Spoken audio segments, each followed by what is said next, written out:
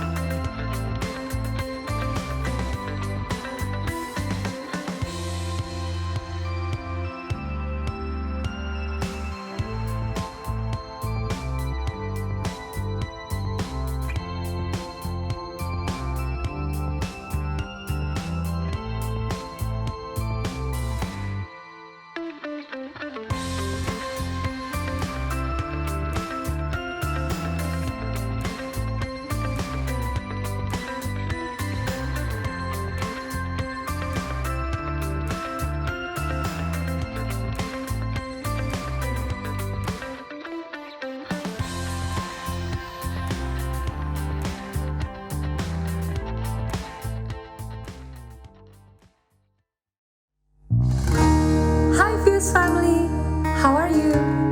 Happy Sunday! I hope wherever you are doing great.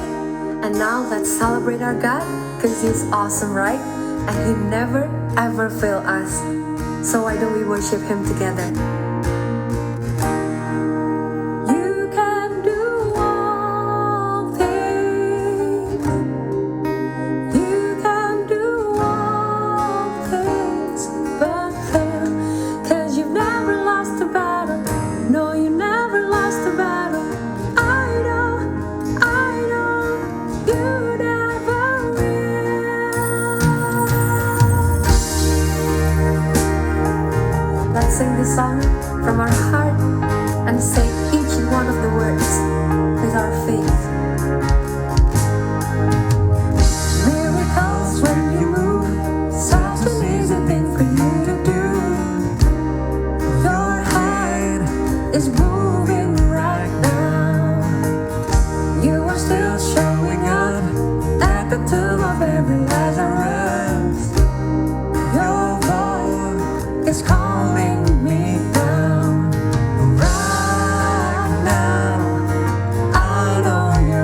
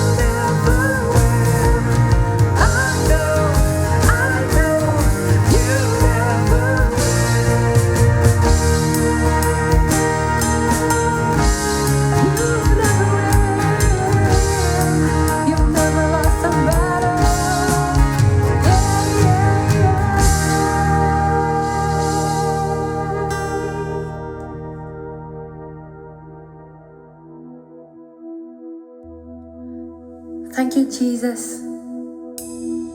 Thank you for your presence in our lives, for never leaving us, for never failing us. We know you're always there for us, because your love is stronger, your grace is greater, and we want to worship you more and more.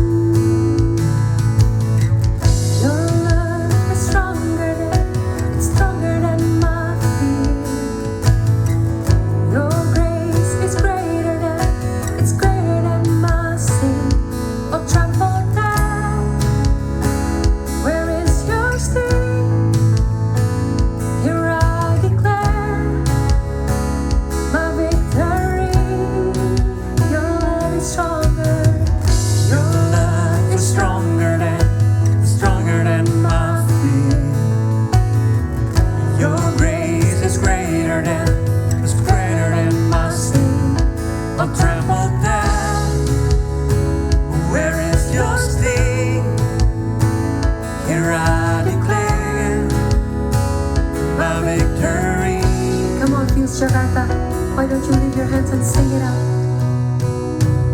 Even when the mountains tremble, even when the storms come my way, even in the darkest night, you'll never let me go. Jesus, you're my rock and anchor, you're the one who fights my battle. Even in the darkest night, you'll never let me go.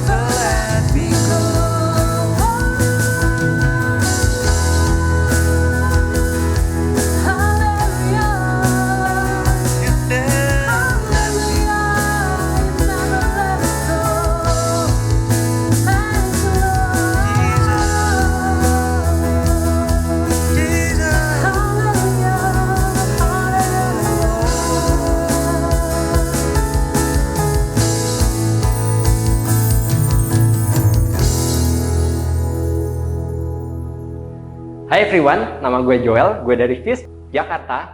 Dan kalau kalian mau tahu apa itu Fuse, Fuse itu adalah kita komunitas. Kita biasanya ngumpul tiap minggu, kayak komsel gitu, dan itu adalah interdenominasi dari berbagai jenis gereja, latar belakang kalian kita nggak apa-apa loh. Kalau kalian mau join, bahkan kita sekarang lagi online, pakai Zoom, kalian bisa visit. Kalau kalian pengen tahu di mana, cari aja di fusejakarta.com, kalian bisa visit satelit yang kalian pengen gitu kan. Dan kalau kalian dari gereja kalian juga, udah ada gereja tertanam di situ, nggak ada masalah juga. Kita satu tubuh Kristus, kita mau sama-sama mengiring Kristus gitu. Oke, jadi kita mau langsung aja ya untuk ngebahas apa sih yang jadi topik kita bulan ini, yaitu kalau kalian udah lihat dengar minggu lalu, nanti juga selama September ini kita akan ngomongin soal love, cinta, kasih. Wah, ini kan topik yang orang sering ngomong kan. Cuman apa sih love itu gitu kan? Kayak banyak orang sering ngomong di dunia ini sering banget topik-topik film itu, film genre love itu, romance itu populer banget gitu kan, drama, romance dan lain gitu. Di gereja juga kalian nggak kekurangan dengar kata love gitu. Kasihlah temanmu, saudaramu, musuhmu bahkan, kasihlah Tuhan. Tapi apa itu love? Dan lebih tepatnya sih yang jadi question gue bukan kayak oke, gue pengen love, tapi how, gimana caranya? Dan apa sih yang kita mesti lakukan gitu kan. Itu dia jadi yang jadi pertanyaan gue. Dan ini nggak tahu ya, mungkin apa karena gue mungkin orangnya lebih kaku atau mungkin nggak sensitif bisa dibilang, tapi kayak kadang-kadang it's really hard gitu, kayak oh kita ngelakuin, mau beneran pengen ngelakuin love, tapi kadang-kadang susah banget gitu. So pertanyaan gue yang pertama waktu itu kayak, kalau gitu apa itu kasih gitu kan, apa itu love gitu. Ini sampai ada lagunya ya. What is love? Baby, I love you. Oke. Kalian lihat sendiri, maksudnya kayak dunia itu bahkan bertanya gitu, what is love gitu kan. Oke, kita langsung aja. So, do you know what love is? Gitu.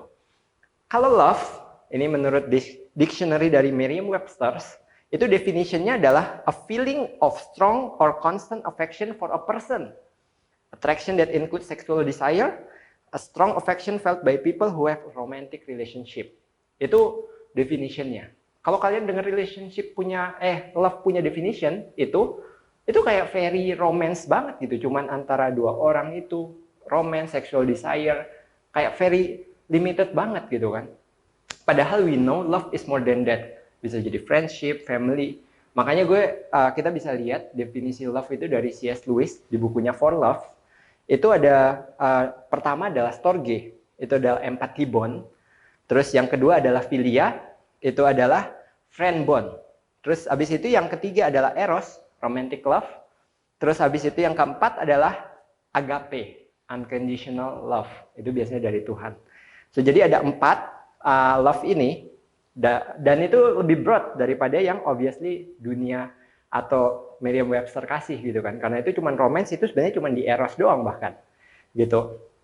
Jadi sebenarnya love itu lebih broad karena memang love nggak cuma satu spektrum orang yang kayak ketika pengen pasangan dan lain itu romance doang, itu love, bukan cuman itu gitu kan.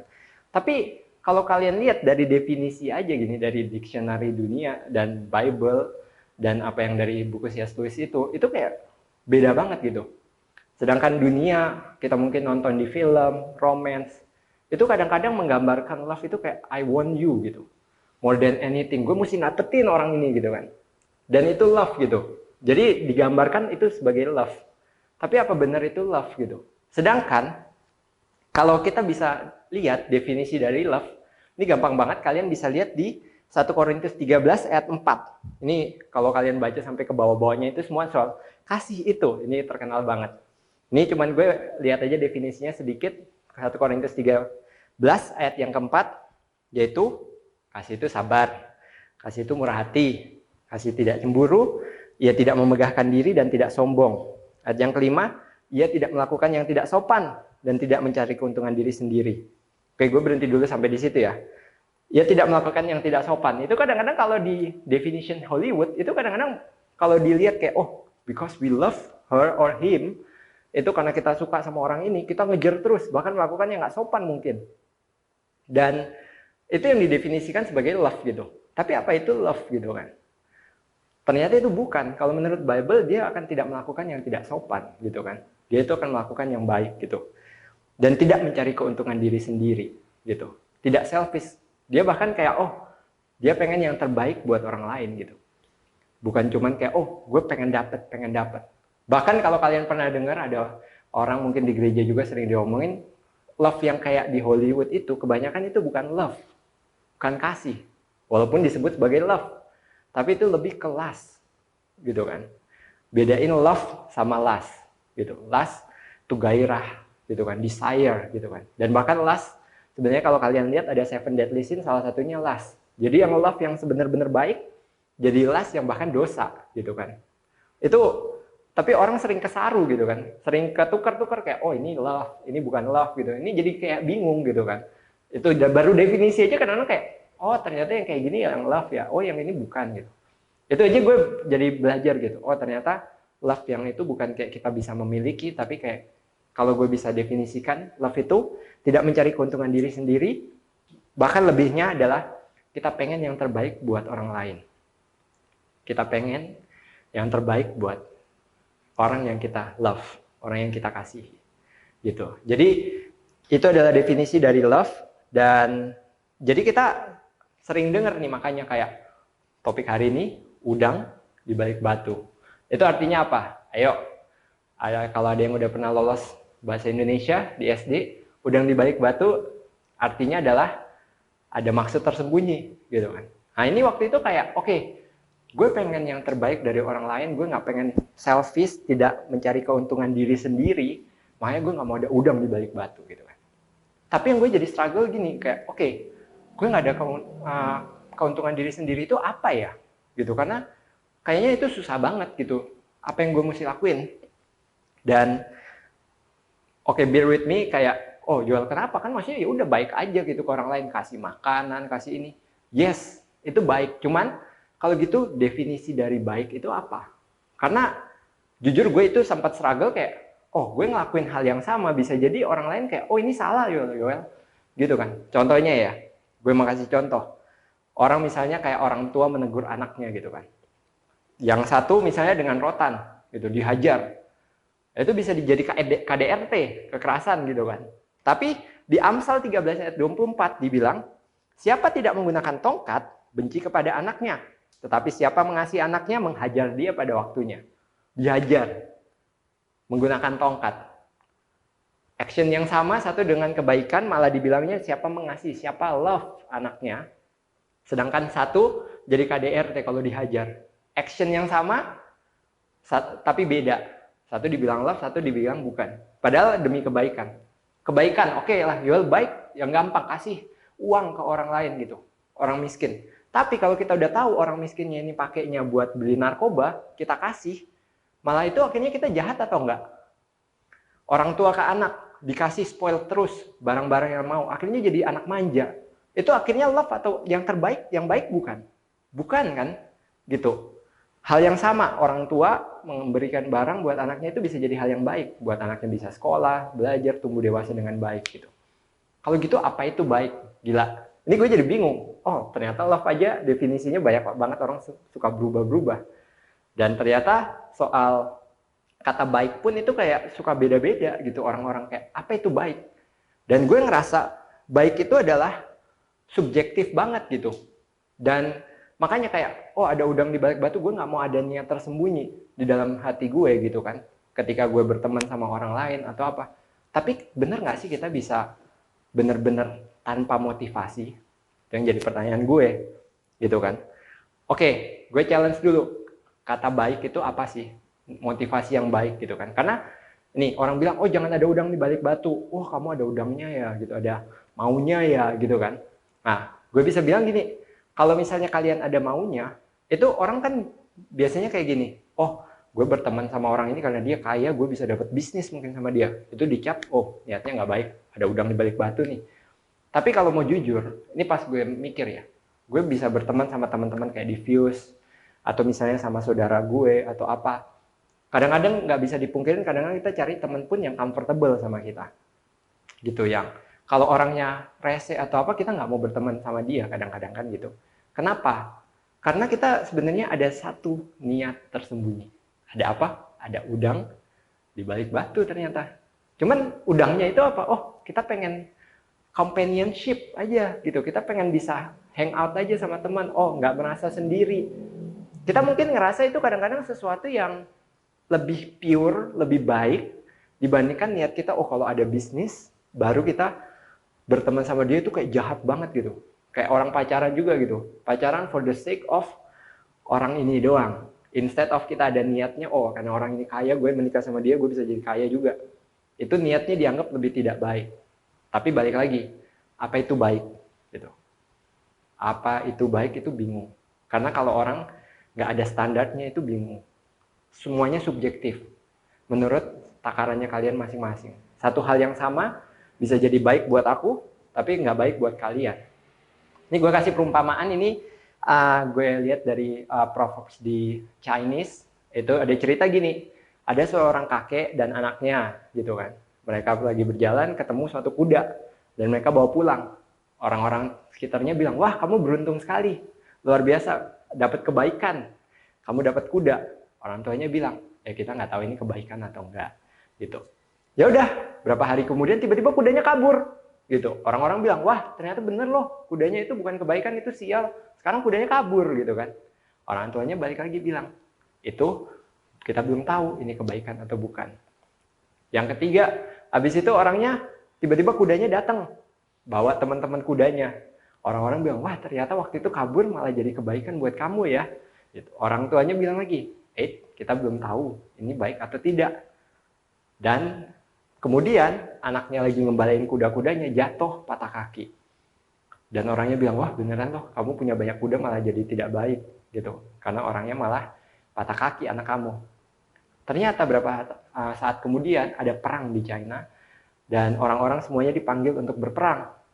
Dan orang itu makanya dilihat kayak anaknya karena udah patah kaki, nggak bisa lari, jadi nggak dipanggil jadi prajurit gitu. Dan orang masih nanya bilang, wah ini ternyata kamu baik gitu kan. Dari situ aja kita bisa lihat satu event yang kebaikan atau enggak itu kadang-kadang bingung banget gitu kan. Oh ini nggak baik ya, oh ini ternyata baik, oh ini baik ya, oh ternyata jadinya nggak baik gitu kan. Itu bingung kan. Itu gue belajar, kita bisa belajar dari manapun, kayak dari Prof Chinese itu, gue itu dapat dari komik Kung Fu Boy. Jadi kita bisa belajar dari anything. That's what my point is. Cuman apa itu kebaikan gitu kan? Kebaikan itu rancu banget. Tapi kalau menurut Alkitab, oke kita balik ke Alkitab, apa standar dari Alkitab? Di Alkitab kita bisa lihat di Matius 16 ayat 25, apa gunanya seorang memperoleh seluruh dunia tetapi kehilangan nyawanya? Dan apakah yang dapat diberikan ganti nyawanya? Itu menarik banget. Karena dibilang apapun yang didapat di seluruh dunia, tapi kalau kehilangan nyawanya itu tidak baik. Sia-sia. Jadi di dunia ini nggak ada yang baik, nggak ada yang berarti gitu. Kecuali kita benar-benar bisa tidak kehilangan jiwanya kita gitu. Dan apa yang tidak kehilangan jiwa itu gitu. Oke, kita di sini mau baca di 1 Yohanes 4 ayat 7 sampai 18. Oke. Ini nanti bisa ditampilin. Ini agak panjang tapi gue pengen kita bisa dapetin konteksnya gitu. Oke, di 1 Yohanes 4 ayat 7 sampai 18 kita baca ya. God love and ours. Ini judulnya. Ini baru ngomongin soal kasih Tuhan dan kita punya kasih gitu. Di versi NIV ini gue bacain, Dear friend, let us love one another, for love comes from God. Everyone who loves has been born of God and knows God. Whoever does not love does not know God, because God is love. Ini yang menarik banget, kita mesti bisa lihat kayak everyone who love has been born of God and knows God. Dari ayat itu, kita bisa belajar kayak, oh menariknya, kalau di luar Tuhan itu nggak ada yang namanya kasih. Orang mungkin bisa berbuat baik, ini gue challenge kalian, tapi itu bisa jadi bukan kasih. Karena itu di luar daripada Tuhan. Wow, jual ekstrim banget. Kalau gitu banyak orang yang ke anak-anaknya atau apa itu bukan kasih dong. Oke, let me explain. Kenapa? Di ayat ke-8, whoever does not love, not know God, because God is love. Karena Tuhan itu kasih itu sendiri. Ayat 9, this is how God show His love among us, send His one and only Son into the world that we made life through Him. Ini kita udah tahu, Yesus mati di kayu salib demi kita karena Tuhan begitu mengasihi. Makanya di ayat ke-10 dibilang, this is love. Ini adalah kasih. Apa itu? Not that we love God, but that He loved us and sent His Son as an atoning sacrifice for our sin. Yesus mati buat kita. Ayat 11, dear friend, since God so loved us, we also ought to love one another. Ayat 12 ini yang menarik. No one has ever seen God, but if we love one another, God lives in us and His love is made complete in us. Kalau kalian ganti kata God equals love, kalian sering dengar kan yang salib sama dengan hati itu kan. Itu sering banget. Itu God is love gitu kan. Kalian bisa substitute kata-kata God ini dengan love. Di ayat 12 ya. No one has ever seen God. No one has ever seen love. But if we love one another, kalau kita mengasihi orang lain, God or love is live in us and His love is made complete. Kasih itu baru menjadi sempurna di dalam kita. Ayat 13. This is how we know that we live in Him and He in us. And He has given us His Spirit. And we have seen and testified that the Father has sent His Son to be the Savior of the world. If anyone acknowledges that Jesus is the Son of God, God lives in them and they in God. And so we know and rely on the love God has for us. Ini menarik banget. Jadi di ayat 15, supaya orang-orang bisa meng-acknowledge Jesus is the Son of God, and Tuhan itu ada di dalam kita. Dan di sini dilanjutkan, God is love. Whoever lives in love lives in God, and God in them. This is how love is made complete among us, so that we will have confidence on the day of judgment. In this world, we are like Jesus.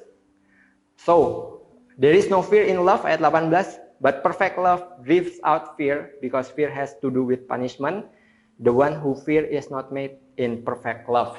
Ya, so itu dia tadi ayatnya memang panjang banget. Tapi kalau kalian baca satu perikop dari 1 Yohanes 4 itu kalian menarik banget kayak definisi dari kasih itu apa sih. Dan gue bisa konklusiin gini. Di ayat 7 kita bisa lihat love itu cuma dari Tuhan, bukan dari yang lain. Dan berbuat baik itu bukan berarti love. Gitu kan. Di ayat 10 kita bisa mengasihi karena contoh dari mengasihi itu Tuhan sendiri. Gitu, Tuhan yang udah mengaruniakan ke kita. Dan kita itu makanya mesti mengasihi orang lain supaya dunia bisa melihat kasih itu. Gitu. And tujuan dari love itu apa di ayat 12 sampai 16? Kita bisa lihat kayak in this world we are like Jesus ayat 17. Dan di mana complete love itu kalau kita mengasihi orang lain supaya satu. Kasih itu mesti ada tujuannya. Gitu. Ternyata kasih itu tidak ada yang namanya udang di balik batu karena semua orang ada udangnya di balik batunya. Cuman masalahnya udang jenis apa yang ada di balik batu kalian gitu kan. Udangnya ternyata tujuannya, maksudnya untuk mengasihi yaitu satu, gimana kita mengasihi orang lain supaya orang lain bisa menjadi seperti Kristus juga. Itu yang terbaik. Dan kita menjadi seperti Kristus menjadi contoh buat orang lain dengan kasih itu. Kenapa itu yang terbaik? Kenapa Kristus yang terbaik? Obvious banget sih sebenarnya kalau kita pikirin.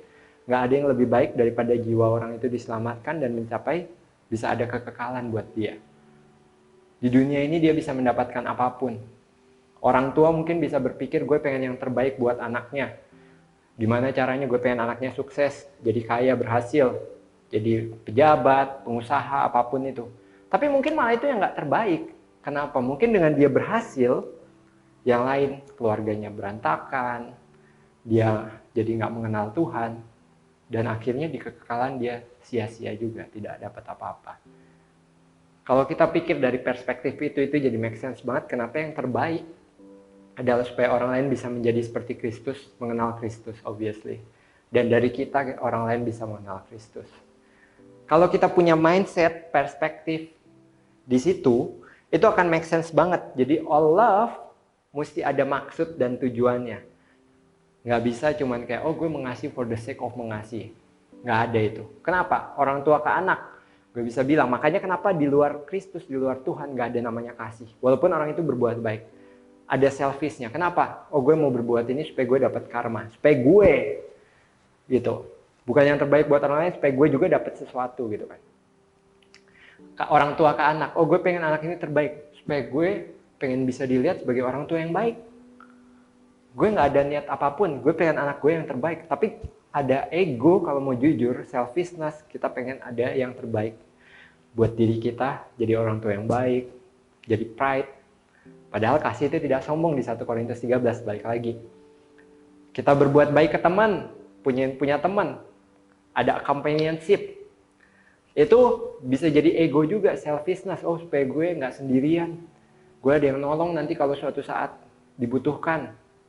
Itu selfish juga, kalau mau jujur. Walaupun mungkin kelihatannya lebih baik daripada gue pengen karena ada bisnis, ada niat terselubung gitu, pengen dapat sesuatu dari orang lain itu. Tapi semuanya pasti ada mau dapat sesuatu gitu. Makanya the only pure love yang gue bisa bilang, satu, apa itu kasih? Ini rumusnya ya. Love adalah mengasihi orang lain dengan cara kita pengen yang terbaik buat orang lain. Dan yang terbaik itu apa? Yang terbaik sama dengan adalah supaya orang itu bisa menjadi seperti Kristus dan mendapatkan Kristus. Itu yang terbaik buat orang lain. Kalau kita mengerti konsep daripada ini, everything that we do about love is totally easy and to bukan gampang dipraktikin, tapi gampang kita untuk tahu, oh ini sebenarnya gue mengasihi atau tidak gitu kan. Jadi itu dia, semua udang ada di balik batu. Jadi nggak ada yang kayak, oh ini orang tulus atau apa. Yes, semua ada udang di balik batu, cuman udangnya udang apa? Udang yang lain atau udang Kristus gitu kan. Udang Kristus. And ini yang terakhir adalah how to love. Kalau kita udah tahu apa itu love dan gimana itu kebaikan dan tujuan daripada love itu apa, prakteknya gimana? Gitu kan. Karena buat apa kalau kita tahu tapi nggak dipraktekkan, dan ini yang jadi struggling gue, kayak apa yang mesti gue lakukan gitu. Gue udah tahu tujuannya, gue pengen seperti buat orang lain seperti Kristus. Dan yang gue pelajarin, love is about our position of heart. Love itu bukan external action, tapi hati kita dulu gimana. Kalian posisinya ketika melakukan itu, makanya yang tadi gue pakai argumen, action yang sama bisa jadi kelihatan jahat atau tidak, dan orang lain bisa ngejudge action. Orang selalu di mana-mana selalu ngejudge about action. Orang yang kayak gini bunuh diri itu dosa atau enggak? Orang yang perang dosa atau enggak? Oh, anaknya dikasih barang ini dosa atau enggak? Jadi manja atau enggak? Semua orang itu akan ngejudge-nya dari action. Karena kenapa? Satu hal yang gue juga belajarin, kita semua di sini bukan Tuhan, yang setahu gue kecuali Yesus, tapi kita nggak bisa ngejudge hati, kita nggak bisa ngelihat hati orang. Tapi untungnya Tuhan tahu hati orang itu seperti apa. Jadi dia tahu apa yang terbaik dan yang dilakukan orang itu gitu. Dan actionnya, eksternalnya itu sebenarnya cuma manifestasi daripada hati itu. Hati itu dia mengeluarkan apa yang dari dalam hati. Makanya ada di jagalah hatimu dengan segala kewaspadaan, karena dari situlah terpancar kehidupan. Amsal 4 ayat 23. Karena semuanya dari hati gitu. Cuman, ini yang gue belajarin juga, kadang-kadang prakteknya kita masih belajar gimana caranya mengasihi dengan baik. Contoh paling simple, gue kadang-kadang ke adik gue, ke teman-teman Fuse, atau ke siapapun, kadang-kadang kayak gue berusaha kayak, oke, gue mau mengasihi. Cuman, yang gue rasa, oh, cara mengasihi gue, kalau gue kadang-kadang itu kayak, oke, nggak apa-apa orang benci gue, yang penting gue kasih tahu yang terbaik, misalnya gitu kan.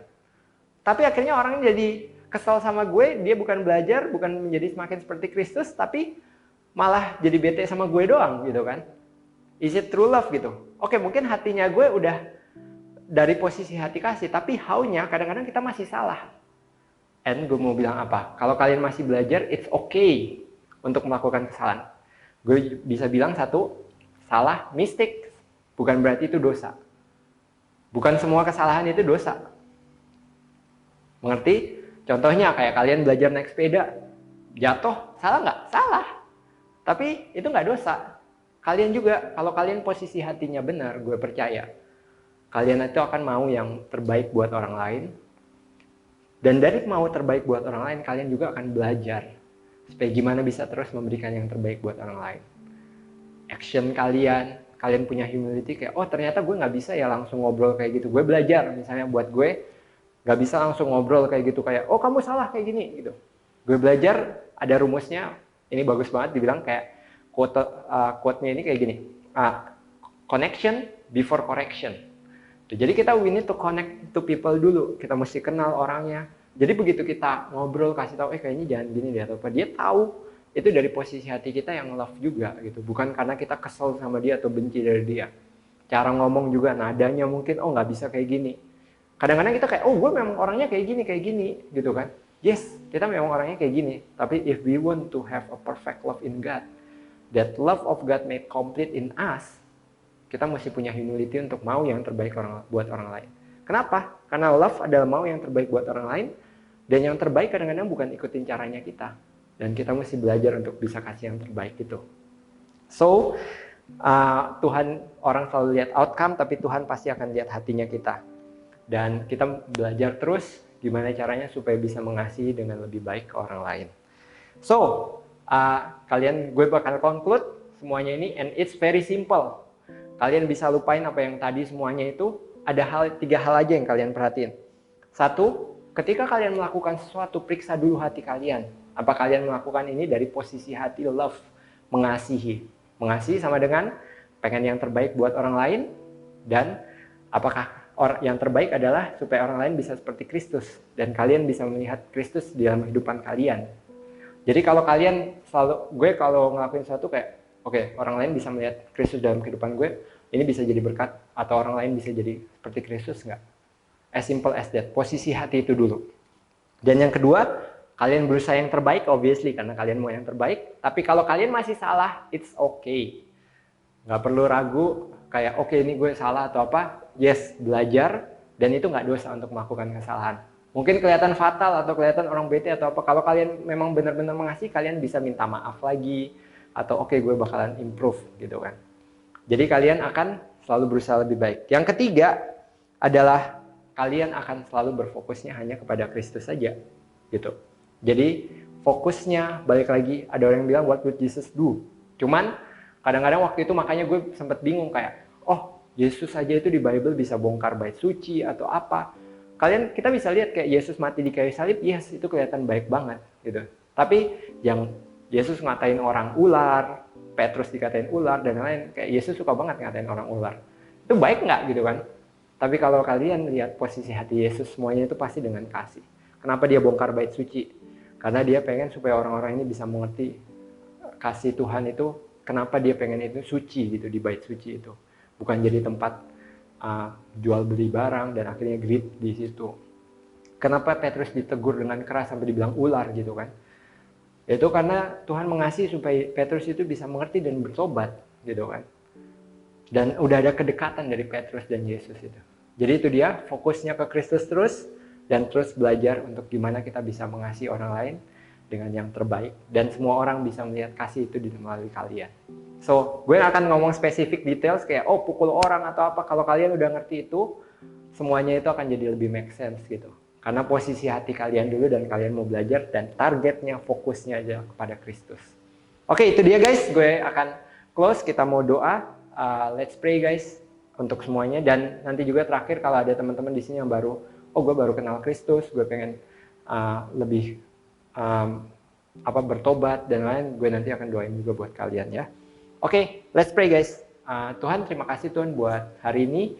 Kami bisa beribadah Tuhan Yesus, kami bisa mendengarkan firman, biar apapun yang kami sampaikan, yang kami dengarkan itu juga kami bisa tertanam dalam hati kami Tuhan Yesus. Kami nggak mau cuma dengar, kami benar-benar mau melakukannya, bukan cuma melakukannya, tapi dari posisi hati yang benar, dari kasih. Karena kami mau menjadi terang kasih-Mu, saluran kasih-Mu Tuhan Yesus. Karena kami tahu Engkau yang telah lebih dulu mengasihi kami, kalau bukan karena Engkau, semuanya itu tidak ada gunanya Tuhan Yesus. Biar kami bisa mengasihi orang lain dengan lebih baik. Kalau ada yang salah, ada yang kurang baik yang kami lakukan, biar tolak ukur baik itu hanya daripada Engkau, dan kami bisa menjadi kasih yang sempurna sesuai mau-Mu Tuhan Yesus. Terima kasih Tuhan Yesus buat semuanya, hari-hari kami ke depannya, dalam pertemanan kami, keluarga kami, dalam apapun yang kami lakukan, dalam pekerjaan kami serahkan dalam tangan-Mu. Kau yang terus pimpin, berikan yang terbaik Tuhan Yesus. Dan juga buat teman-teman, kalau ada yang baru mengenal Kristus, biar kamu bisa berdoa, seperti mengikuti Yoel ini Tuhan. Tuhan Yesus, kami mau mengundang Kau ke dalam hati kami, bukan cuma itu, kami mau diproses terus hari demi hari, supaya makin seperti Engkau Kristus, supaya kami bisa belajar semakin sempurna kasih-Mu yang lebih lagi ke dalam kehidupan kami Tuhan. Terima kasih Tuhan buat semuanya, Hanya nolong kami Tuhan Yesus, dalam nama Tuhan Yesus kami berdoa. Haleluya. Amin. Oke, thank you so much semuanya. See you. Bye.